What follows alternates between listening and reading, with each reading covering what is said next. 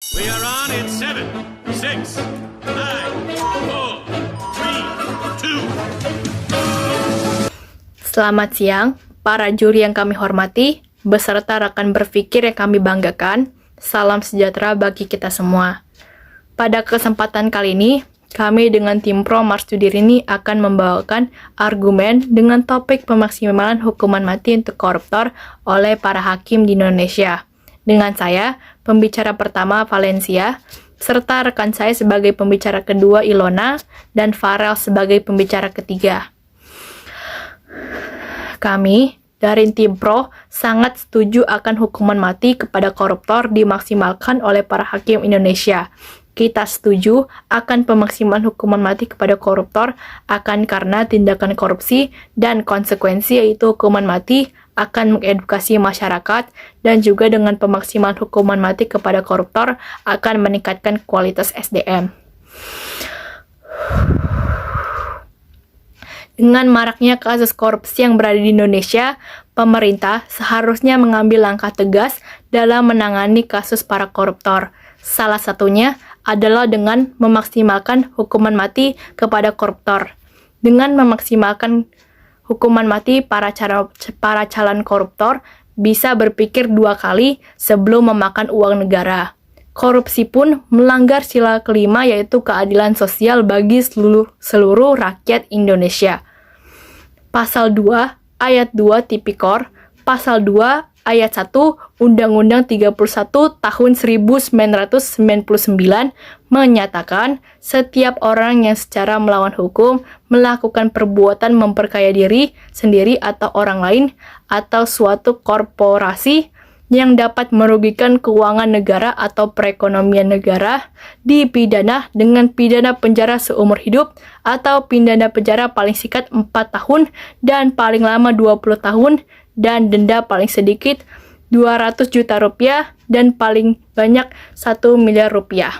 Kita setuju akan pemaksimalan hukuman mati kepada koruptor akan karena tindakan korupsi dan konsekuensi hukuman mati akan mengedukasi masyarakat, dan juga dengan pemaksimalan hukuman mati kepada koruptor akan meningkatkan kualitas SDM. Dewan juri yang terhormat, serta kaum berpikir yang kami banggakan, kawan saya Valencia sudah menyampaikan argumen pembuka. Sekarang giliran saya menyampaikan argumen isi. Koruptor merupakan penjahat kemanusiaan. Banyak masyarakat cenderung setuju dengan diberlakukannya hukuman mati bagi para koruptor. Data ini kami ambil dari Survei Indikator Politik Indonesia atau IPI yang melakukan surveinya pada tanggal 6-11 Desember 2021 dan berhasil menarik sebanyak 2020 responden yang memiliki hak pilih dalam pemilihan umum. Dan mereka menyatakan hasil survei sebagai berikut. Sangat setuju sebanyak 42,2%, setuju 54,4%, kurang setuju 2,6%, tidak setuju sama sekali atau tidak tahu 0,5%, dan tidak menjawab 0,3%. Sebagian partisipan kami simpulkan setuju, termaksud kami bertiga. Sangat setuju dengan diberlakukannya hukuman mati. Menurut kami, hukuman mati itu setimpal dengan para koruptor yang merupakan penjahat kemanusiaan. Jika mereka berani melakukan tindakan sejahat itu, kami simpulkan mereka juga berarti siap dengan hukuman yang dibilang cukup berat. Seperti penjara 20 tahun atau bahkan hukuman mati jika nominal yang cukup membuat negara serta masyarakat menuntut hakim untuk menjatuhi hukuman mati bagi para koruptor yang melakukan tindakan itu. Hasil korupsi itu menurut kami bisa dikembangkan ke arah yang lebih baik ditimbang dijadikan konsumsi pribadi. Karena menurut kami juga Indonesia belum dapat dikatakan sebagai negara berkembang bila korupsi masih ada. Terlebih lagi di kalangan anggota pemerintahan. Ini juga menunjukkan kualitas sumber daya manusia Indonesia yang sangat rendah. Dana hasil korupsi bisa untuk membantu negara agar fasilitas masyarakat lebih baik dan dapat meningkatkan SDM yang kualitasnya bisa dibilang layak. Selain itu masih banyak masyarakat Indonesia yang belum bisa mendapatkan pendidikan yang layak, dan para pejabat malah melakukan tindakan korupsi tersebut. Padahal, dengan dana hasil korupsi tersebut bisa meningkatkan kualitas pendidikan di Indonesia agar di masa depan bisa semakin membaik dan negara bisa dikatakan maju dari kualitas SDM yang baik. Bila para hakim menjatuhkan hukuman mati, ini menilai akan banyak penjahat yang akan merasa cemas akan aksinya. Dan angka kriminal di Indonesia secara bertahap akan menurun. terlebih dari masyarakat yang teredukasi dari dampak positif hukuman mati. Seperti masyarakat lebih teredukasi dari berita yang tayang di tabloid dengan nominal yang dihitung berdasarkan opini masyarakat, yang menurut mereka bisa digunakan untuk kepentingan yang lebih bermanfaat seperti kata kami di atas. Juga hukuman mati diberikan kepada koruptor yang bisa menjadi edukasi bagi masyarakat untuk tidak melakukan tindakan korupsi, karena sudah pasti korupsi membuat rugi negara dan tidak dihitung berapapun jumlahnya. Sekali lagi saya tegaskan, saya dan kedua rekan saya sangat mendukung hukuman mati untuk para koruptor dengan tujuan SDM dengan kualitas yang lebih baik. Sekian argumen dari saya, kawan saya Farel akan menyampaikan argumen selanjutnya. Terima kasih. Dewan juri dan juga teman-teman, rekan-rekan saya sudah mengekspresikan dan juga memberikan argumen mengapa hukuman mati kepada koruptor harus dimaksimalkan. Dengan ini, saya dan juga rekan-rekan saya sangat setuju akan penghukuman kepada koruptor harus dimaksimalkan dengan penerapan hukuman kematian. Kami yakin dengan adanya pemaksimalkan kepada hukuman kepada koruptor, kualitas SDM, dan juga keberlakuan edukasi kepada masyarakat akan aksi korupsi meningkat.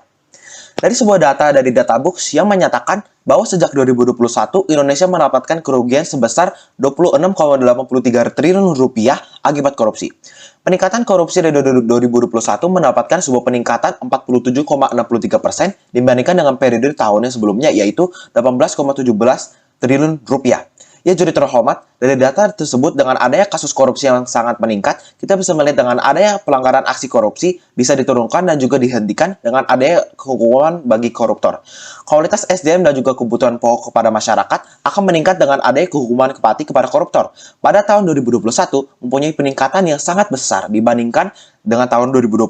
Kita bisa melihat pada tahun 2021 dan 2020 dengan akan adanya pandemi COVID-19 yang merubah drastis kepada kehidupan warga masyarakat Indonesia.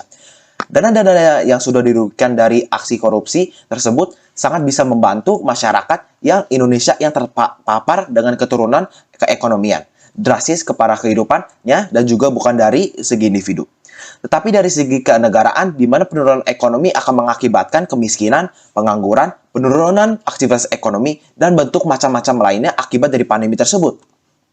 Dengan adanya bentuk upaya dari pembantu pemerintah akan mengubah drastis kehidupan masyarakat di mana mereka bisa mendapatkan bantuan sembako, aksi pernyataan perusahaan, aksi nyata kepada murid dalam segi kuota dan internet sebagai contoh, dan macam aksi nyata yang sudah dilakukan pemerintah yang sangat membantu kehidupan masyarakat. Akan tetapi, dengan adanya aksi korupsi yang tersebut akan mengakibatkan dana-dana yang bisa membantu masyarakat dalam pandemi tersebut diambil dari koruptor-koruptor tersebut. Aksi korupsi tersebut akan mengubah sudut pandang dari masyarakat. Tentu dengan hukuman mati kepada koruptor, masyarakat akan terlibat dengan masalahnya yang ada dalam pemerintah. Dan itu akan mengubah persepsi masyarakat kepada koruptor. Sebuah riset yang diadakan dari Transparency International yang melihat tanggapan dari masyarakat Cina tentang hukuman baru yang pada saat itu negara tersebut mengadakan hukuman mati kepada koruptor, di mana 24 responden menyatakan bahwa adanya hukuman baru tentang hukuman mati pada koruptor yang dinyatakan bahwa masyarakat merasa dengan adanya hukuman tersebut, pemerintah sudah berhasil mengatasi aksi korupsi. Dari riset yang sudah dibuat oleh Transparency International, kita bisa melihat contoh tersebut dengan adanya hukuman tersebut, masyarakat akan lebih menyadari dengan aksi korupsi dan aksi dari korupsi tersebut dan akibatnya, yang menghasilkan mengedukasi masyarakat akan korupsi. Dengan begitu, kelompok kami menyimpulkan dengan adanya hukuman mati, edukasi yang dapat diterima oleh masyarakat akan lebih baik dan juga kualitas SDM juga lebih baik daripada sebelumnya dari peningkatan edukasi yang diterima oleh masyarakat sekitar. Kami juga mendukung adanya hukuman mati kepada koruptor agar negara tersebut dapat terus berkembang hingga menjadi negara maju sehingga dapat mengakomodir rakyatnya. Hukuman mati kami nilai 4 tahun sudah dapat oleh penjahat kemanusiaan.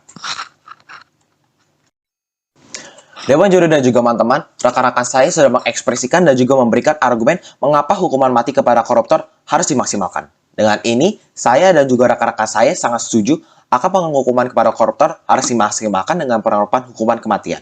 Kami yakin dengan adanya pemaksimalkan kepada hukuman kepada koruptor, kualitas SDM, dan juga keberlakuan edukasi kepada masyarakat akan aksi korupsi meningkat. Dari sebuah data dari Databooks yang menyatakan bahwa sejak 2021 Indonesia mendapatkan kerugian sebesar 26,83 triliun rupiah akibat korupsi. Peningkatan korupsi dari 2021 mendapatkan sebuah peningkatan 47,63% dibandingkan dengan periode tahunnya sebelumnya, yaitu 18,17 triliun rupiah. Ya, juri terhormat, dari data tersebut dengan adanya kasus korupsi yang sangat meningkat, kita bisa melihat dengan adanya pelanggaran aksi korupsi bisa diturunkan dan juga dihentikan dengan adanya hukuman bagi koruptor. Kualitas SDM dan juga kebutuhan pokok kepada masyarakat akan meningkat dengan adanya hukuman mati kepada koruptor. Pada tahun 2021 mempunyai peningkatan yang sangat besar dibandingkan dengan tahun 2020. Kita bisa melihat pada tahun 2021 dan 2020 dengan akan adanya pandemi COVID-19 yang merubah drastis kepada kehidupan warga masyarakat Indonesia. Dana-dana yang sudah dirugikan dari aksi korupsi tersebut sangat bisa membantu masyarakat yang Indonesia yang terpapar dengan keturunan keekonomian drastis kepada kehidupannya dan juga bukan dari segi individu. Tetapi dari segi kenegaraan, di mana penurunan ekonomi akan mengakibatkan kemiskinan, pengangguran, penurunan aktivitas ekonomi, dan bentuk macam-macam lainnya akibat dari pandemi tersebut.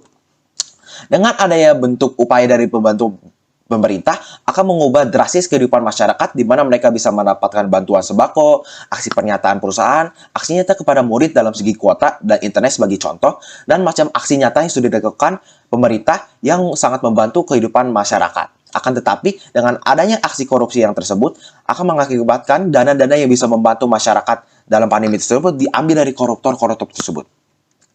Aksi korupsi tersebut akan mengubah sudut pandang dari masyarakat. Dan tentu dengan hukuman mati kepada koruptor, masyarakat akan terlibat dengan masalahnya yang ada dalam pemerintah. Dan itu akan mengubah persepsi masyarakat kepada koruptor.